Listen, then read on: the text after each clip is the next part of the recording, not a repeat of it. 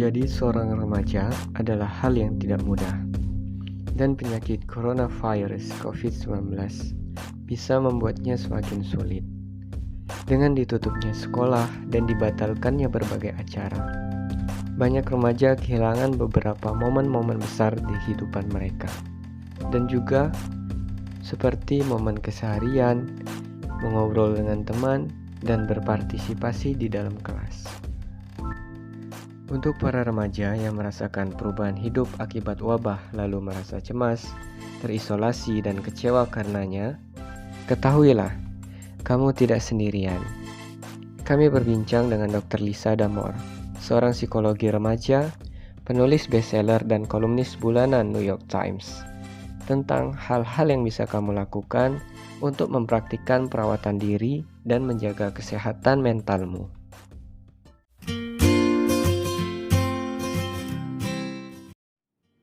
Yang pertama, sadari bahwa kecemasanmu adalah hal yang wajar. Jika penutupan sekolah dan judul-judul mengkhawatirkan di media membuatmu merasa cemas, maka kamu tidak sendirian. Malah, itulah hal yang sudah seharusnya kamu rasakan. Para psikolog sudah lama menyadari bahwa kecemasan adalah fungsi normal dan sehat. Hal ini bisa membuat kita tetap waspada terhadap ancaman dan membantu kita untuk mengambil tindakan untuk melindungi diri. Kata Dr. Damore, kecemasanmu akan membuatmu mengambil keputusan yang harus dibuat saat ini, seperti tidak menghabiskan waktu bersama orang lain atau dalam kelompok besar, mencuci tangan, dan tidak menyentuh wajah. Perasaan-perasaan tersebut tidak hanya membantu menjaga dirimu, tapi juga orang lain. Hal inilah yang mencerminkan bagaimana kita ikut untuk menjaga anggota masyarakat. Kita juga memikirkan orang-orang di sekitar kita. Merasa cemas mengenai COVID-19 memang hal yang benar-benar bisa dimengerti.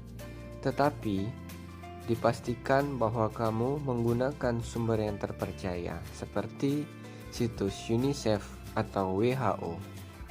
Ketika mencari informasi, cek kembali apakah informasi tersebut berasal dari saluran yang dapat dipercaya. Selanjutnya, jika kamu merasa mengalami gejala-gejala yang berhubungan dengan COVID-19, segera bicara dengan orang tuamu. Ingat bahwa penyakit akibat infeksi COVID-19 itu pada umumnya ringan, terutama pada anak-anak dan dewasa muda, kata Dr. Damore.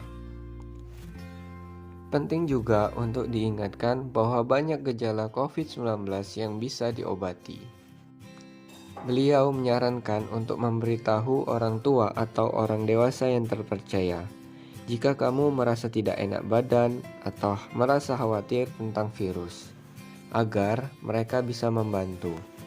Dan ingatlah, ada banyak hal efektif yang dapat kita lakukan untuk menjaga agar diri kita dan orang lain tetap aman dan merasa bisa mengendalikan keadaan kita. Contohnya dengan sering mencuci tangan, jangan menyentuh wajah, dan melakukan social distancing atau pembatasan sosial. Yang kedua, cari pengalihan. Menurut para psikolog, ketika kita berada dalam kondisi yang sangat sulit, akan sangat membantu untuk mengenali masalah menjadi dua kategori. Yang pertama, hal-hal yang bisa kita kendalikan. Yang kedua, yaitu hal-hal yang tidak bisa kita kendalikan. Saat ini ada banyak hal yang jatuh pada kategori kedua, dan itu tidak apa-apa. Tapi satu hal yang bisa membantu kita untuk menghadapi situasi tersebut adalah dengan mencari pengalihan untuk kita sendiri. Bisa dengan mengerjakan PR, menonton film, atau membaca novel. Hal ini merupakan yang disarankan oleh Dr. Damore sebagai bentuk pelampiasan dan menemukan keseimbangan dalam kehidupan sehari-hari. Yang ketiga, temukan cara baru untuk berkomunikasi dengan teman-temanmu. Jika ingin bersosialisasi dengan teman di tengah kondisi social distancing, Media sosial adalah solusi yang bagus untuk berkomunikasi. Salurkan kreativitasmu dengan mengikuti berbagai jenis challenge yang ada di media sosial. Seperti yang dikutip dari Dr. Damors, saya tidak akan pernah meremehkan kreativitas remaja.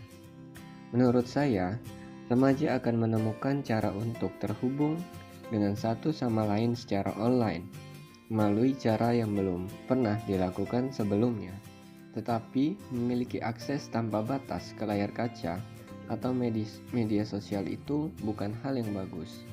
Itu hal yang tidak sehat dan tidak cerdas, dan bahkan bisa menambah rasa cemasmu, kata Dr. Damor.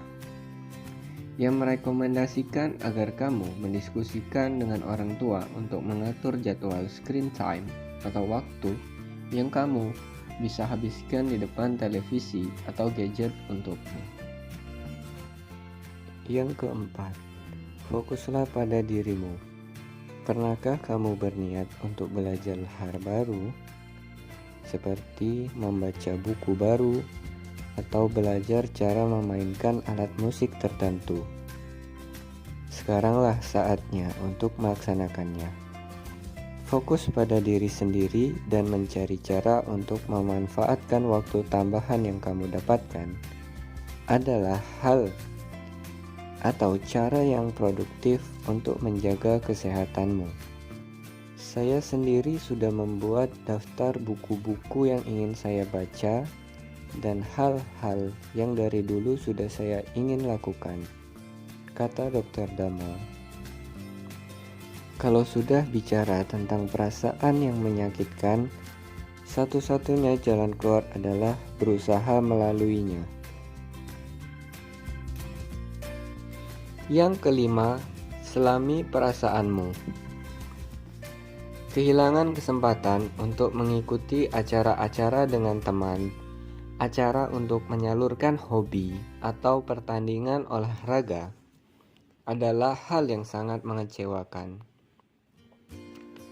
Ini adalah kehilangan dengan skala besar dan menjengkelkan, dan wajar untuk dirasakan oleh remaja, kata Dr. Damor. Cara terbaik untuk mengatasi kekecewaan ini adalah dengan membiarkan dirimu merasakan kekecewaan ini. Kalau soal mengalami perasaan yang menyakitkan, satu-satunya jalan keluar adalah berusaha melaluinya. Lanjutkan hidupmu, dan jika merasa sedih, selami perasaanmu. Jika kamu bisa membiarkan dirimu merasa sedih, akan lebih cepat pula kamu merasa lebih baik. Setiap orang punya cara berbeda untuk mengolah perasaan. Beberapa anak akan menyalurkan perasaan mereka dengan membuat karya seni. Beberapa anak memilih berbicara dengan teman-teman mereka dan menggunakan kesedihan yang dirasakan bersama sebagai cara untuk merasakan terhubung di tengah situasi ketika mereka tidak bisa bertemu secara fisik. Sementara beberapa anak memilih untuk mencari cara untuk berdonasi makanan, kata Dr. Damor. Yang penting adalah kamu melakukan hal yang terasa benar bagimu.